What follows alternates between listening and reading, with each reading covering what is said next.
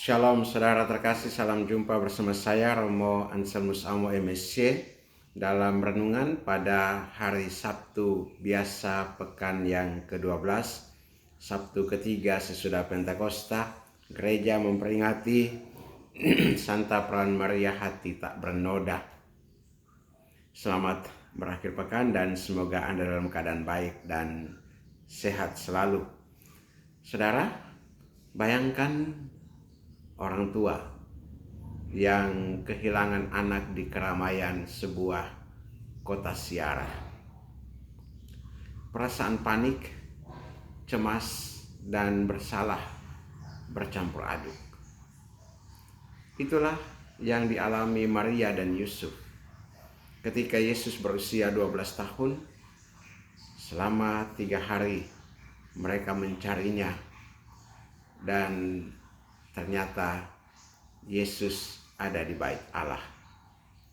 Ketika mereka akhirnya menemukan Yesus di bait Allah, jawaban Yesus bukanlah pelipur lara yang mudah dicerna. Mengapa kamu mencari aku? Tidakkah kamu tahu bahwa aku harus berada di rumah Bapakku?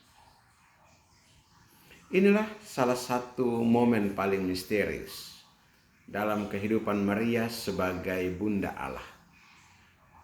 Namun Injil mencatat bahwa Maria tidak membalas dengan amarah atau tuntutan penjelasan.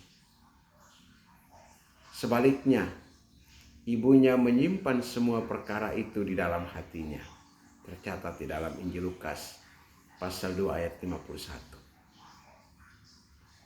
Inilah yang menjadi inti dari peringatan hari ini. Sebuah hati yang tak bernoda, karena selalu terbuka untuk merenungkan kehendak Allah, bahkan dalam kebingungan dan penderitaan. Bacaan pertama dari nubuat Nabi Yesaya mengisahkan sukacita keselamatan. Allah mengenakan pakaian keselamatan dan menyelubungi umatnya dengan jubah kebenaran. Nubuat ini digenapi paling sempurna dalam pribadi Maria, yang dipilih dan dibentuk oleh Allah sejak semula, agar menjadi bunda sang penebus dan menjadi ikon gereja yang suci. Santo Ambrosius mengatakan, Maria adalah tipe gereja, karena seperti gereja, ia mengandung sabda Allah dalam hatinya sebelum mengandungnya dengan dalam tubuhnya. Bagaimana dengan kita? Bagaimana kita menghadapi situasi yang tidak kita mengerti? Apa reaksi kita?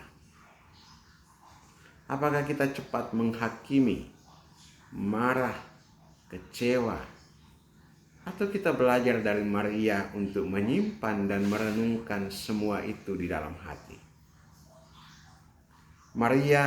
Hati Maria tak bernoda, bukanlah hati yang bebas dari rasa sakit, tetapi hati yang tetap terbuka terhadap misteri Allah. Ia tidak menutup diri dalam luka, melainkan mempercayakan segalanya kepada Allah dalam diam dan doa. Kita dipanggil untuk meneladan hati seperti ini. Dalam relasi rumah tangga, persaudaraan di komunitas, pelayanan di gereja, dan interaksi sosial sehari-hari.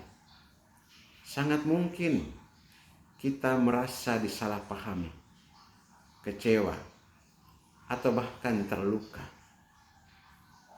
Tapi daripada membalas atau menyimpan dendam, mari kita belajar dari Maria, menahan diri, mengolah perasaan dalam doa, dan merenungkan kehendak Tuhan yang lebih besar. Paus Benediktus ke-16 pernah mengatakan, hati Maria adalah cermin yang paling murni dari hati Yesus. Dalam dirinya, kita melihat bagaimana kasih yang tak bernoda dapat menjawab kasih Allah secara sempurna. Saudara-saudari terkasih, Mari hari ini kita merenungkan satu hal sederhana namun mendalam. Apakah hatiku masih menjadi ruang bagi sabda Allah seperti Maria?